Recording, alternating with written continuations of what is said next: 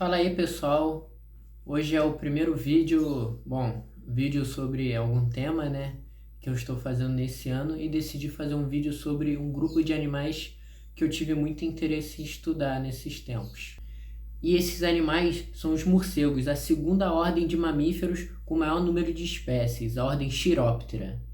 São um grupo de mamíferos que, na minha opinião, é o grupo mais interessante devido a muitos fatores que eu vou apresentar nesse vídeo.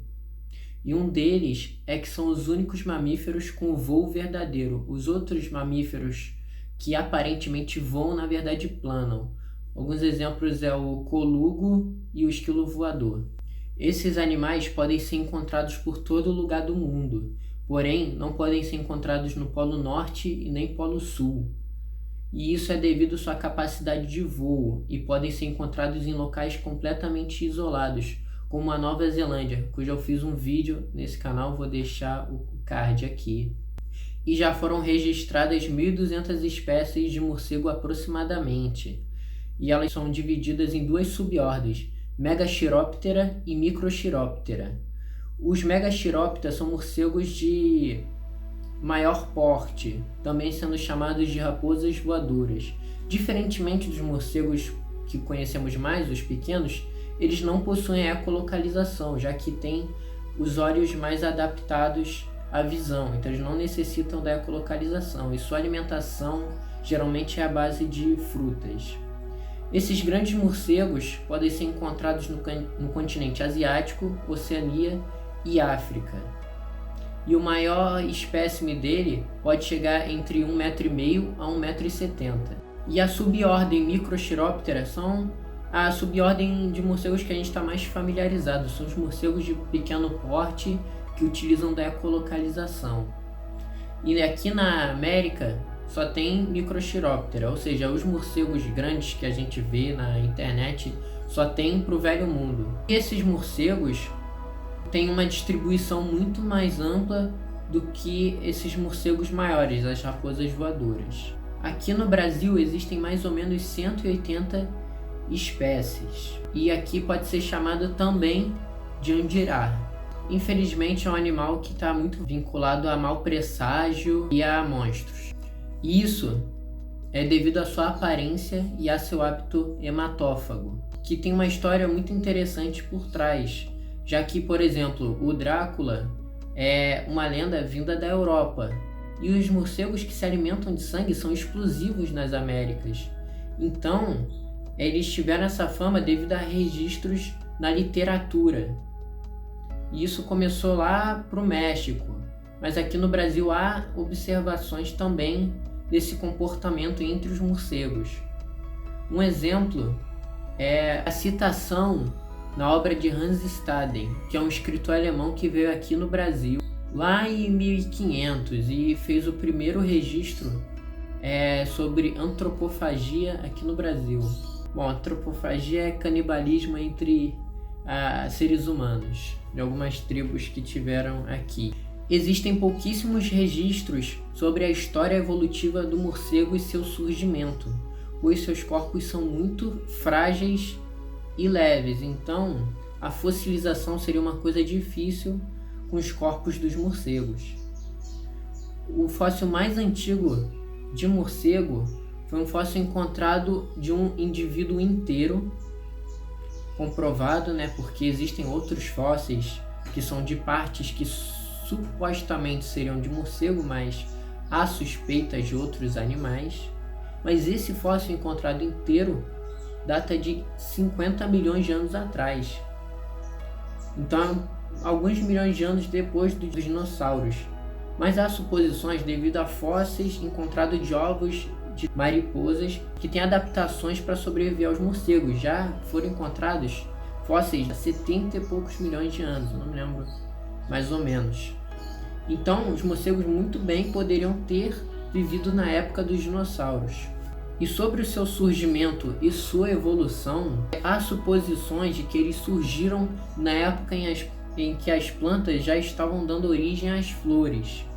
E foi a mesma época em que os insetos estavam se aflorando, ou seja, estavam tendo um sucesso evolutivo. Então muitos animais da ordem Insectivora, que hoje em dia não tem esse nome, porque foi dividida em várias outras ordens, mas essa antiga ordem Insectivora tinha mamíferos de alimentação insetívora, como musaranhos, colugos e ouriços. E os morcegos provavelmente eram dessa ordem e começaram a ter suas adaptações ao meio arbóreo e por aí chegaram ao voo, mas são suposições, porque não há fósseis sobre indivíduos nessa época. E cara, o que eu acho muito interessante nos morcegos é a sua variedade de hábitos que eles podem ter. Eles podem ocupar vários nichos ecológicos. Então eles podem ter, por exemplo, uma alimentação insetívora, frugívora, nectarívora, piscívora, carnívora, hematófaga. Alguns se alimentam de folhas. Então é um ramo alimentar muito grande. E aqui na América, um grupo que tem o maior número de espécies é a família Philostomide. Número de espécies com maior variedade, né? O grupo mais variado, na verdade, que eu quis dizer. Bom, Philostomide são esses indivíduos que possuem folha nasal. É como se fosse esse chifrinho ou nariz em formato de folha, que lhes auxiliam na ecolocalização. É como se fosse a língua bifurcada das serpentes, que tem uma ponta que, quando vem partículas de odor para um lado, ela consegue se localizar através do olfato. No caso dos morcegos é o som.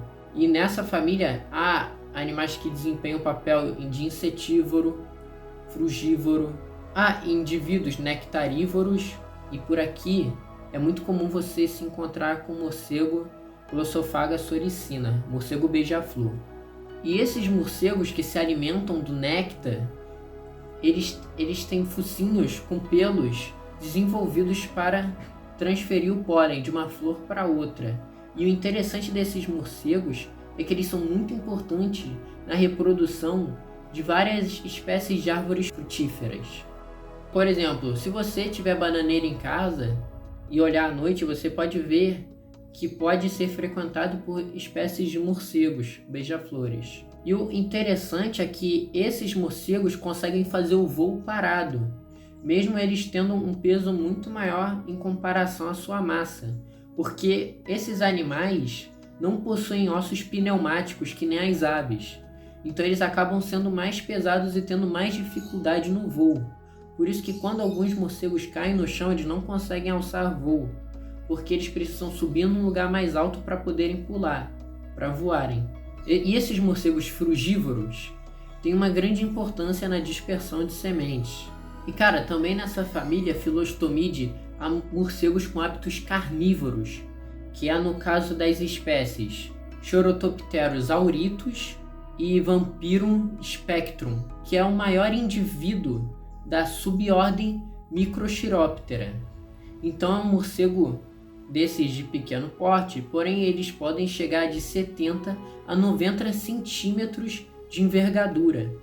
E esses animais têm nome de morcego espectral ou onça voadora. E esses morcegos podem se alimentar de pequenos vertebrados.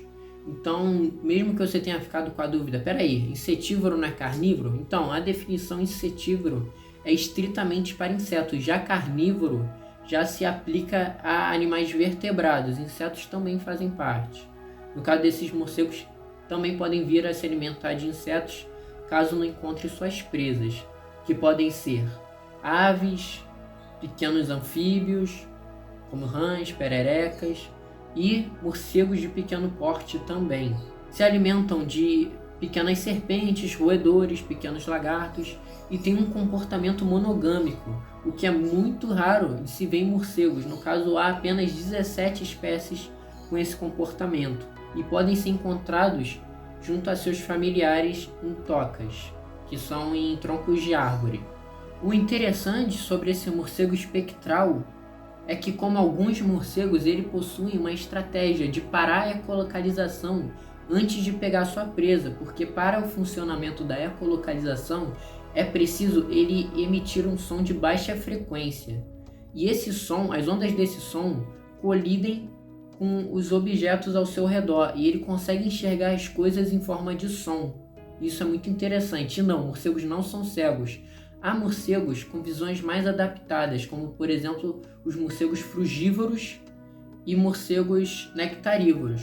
Porém, há flores que, por incrível que pareça, têm estruturas para que o som entre e seja rebatido de uma forma que o morcego entenda que é ali que ele se deve alimentar.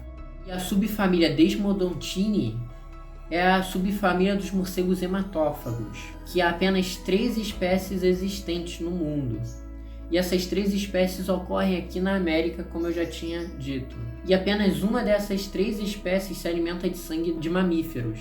Já as outras 2 se alimentam de sangue de aves. Porém, há um espécime, que é o raro Diaemus young, pode se alimentar de bovinos em cativeiro, só que na natureza ele dá preferência a aves. E esses morcegos que se alimentam de sangue têm características que auxiliam ele a esses hábitos hematófagos, como por exemplo ter antebraços e pernas alongados para poderem correr, andar, saltitar e escalar pelo chão para perseguir suas presas, como nesse vídeo que viralizou que eu vou colocar aí. Como assim? Que porra? Meu Deus, que porra é aquela? Gente, que é aquilo? É um bebê capivara? Mentira, é um bebê capivara? Meu Deus, é um bebê capivara! Que bebê capivara! Filho! Gente, eu vim aqui bem perto para tentar entender o que é isso. Alguém sabe o que é isso? Se isso é filhote da capivara? Bom, no caso desse filhote de capivara, a amamentação é só o sangue mesmo. E bom, esse espécime é aquele que tem preferência a sangue de mamíferos, que seu nome é Desmodus rotundus. E esse indivíduo é problemático, já que ele pode ajudar na circulação do vírus da raiva. E esse indivíduo, ele pode ser mais inteligente que os outros morcegos, já que ele tem áreas de seu cérebro mais adaptadas. Há morcegos com alimentação piscívora, que são indivíduos que se alimentam de peixe, no caso da família Noctilionidae, e eles utilizam da ecolocalização para ver o volume da água. E suas principais presas são peixes que ficam na superfície da água e insetos aquáticos. Possuem também uma grande variedade de predadores, como por exemplo gaviões, serpentes, morcegos maiores, como eu já disse, lagartos, corujas e etc. Então possuem uma grande importância ambiental para a alimentação desses outros animais. Os morcegos podem ser encontrados em vários locais onde eles meio que se hospedam, né? Como por exemplo dentro de cavernas, ocos de árvores, tubos por onde passam água das chuvas, casas abandonadas, construções onde passam um pouco fluxo de pessoas, e há morcegos com adaptações extras para locais onde ele possa se esconder de dia. No caso de alguns morcegos da família Chiropteridae, que no caso eles possuem discos adesivos em seus polegares e tornozelos, para fazê-los grudar em superfícies menos ásperas, como folhas de plantas. No caso desses indivíduos, eles podem se esconder em bananeiras. Nessa família em específico ocorre aqui na América, mas há outras famílias de morcego que têm essa habilidade e são morcegos do Velho Mundo. Das 180 espécies no Brasil, mais ou menos 80 conseguem se adaptar ao meio urbano.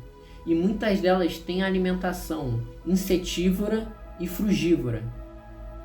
E em meio urbano, esses animais têm um importante papel no controle de insetos, na dispersão de sementes das árvores frutíferas da região, e no caso dos nectarívoros, eles polinizam as plantas no período noturno.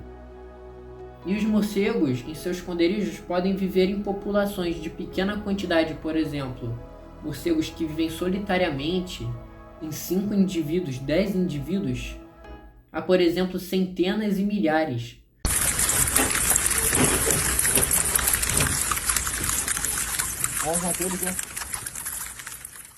No caso da Tadarida brasiliensis, é um indivíduo que pode chegar a colônias de milhares. O interessante também é que morcegos fitófagos, que é no caso morcegos frugívoros e nectarívoros, que se alimentam em qualquer parte vegetal, no geral, eles possuem uma envergadura maior, eles têm um voo mais amplo, então eles têm maior facilidade de levantar voo e se escondem em locais com maior espaço. Já no caso de morcegos insetívoros, no caso molossos, eles se escondem em locais de menor espaço, porque eles têm uma envergadura mais curta, adaptada a manobras em voo para pegar os insetos. São animais que estão muito relacionados à doença, principalmente à raiva. Só que tem doenças, como por exemplo, doenças das fezes, que somente respirando em locais fechados próximo a elas você pode se contaminar. No caso, uma dessas doenças é um fungo, eles criam como se fossem micoses no pulmão. Muitas pessoas podem ter isso e simplesmente não apresentar sintomas e ficar de boa, mas pode ser perigoso. Tirando esse fato das fezes poderem transmitir doenças, elas também podem ser importantes como fertilizantes. O correto a se fazer quando encontrar esses animais é tentar colocá-los em uma caixa com a ajuda de uma vassoura, de uma luva bem grossa, tipo raspa de couro, e colocando em um local alto, ou ligando para a vigilância sanitária ou zoonoses. Mas bom, nesse país é complicado essas coisas, né? Infelizmente. Então nesse vídeo vimos a importância ambiental desses animais, na dispersão de sementes, controle de insetos, na sua importância como alimentação de outros animais. Então eles não são limitados a seus hábitos hematófagos. Existem morcegos com uma grande variedade de hábitos e nichos ecológicos. Então esse foi o vídeo. Eu fiz um vídeo sem roteiro. Nos próximos eu vou me preparar mais. Sigam o meu Instagram, que eu estou fazendo postagens diárias, meio-dia. E é isso, espero que tenham gostado do vídeo. Muito obrigado por terem visto até aqui. Valeu!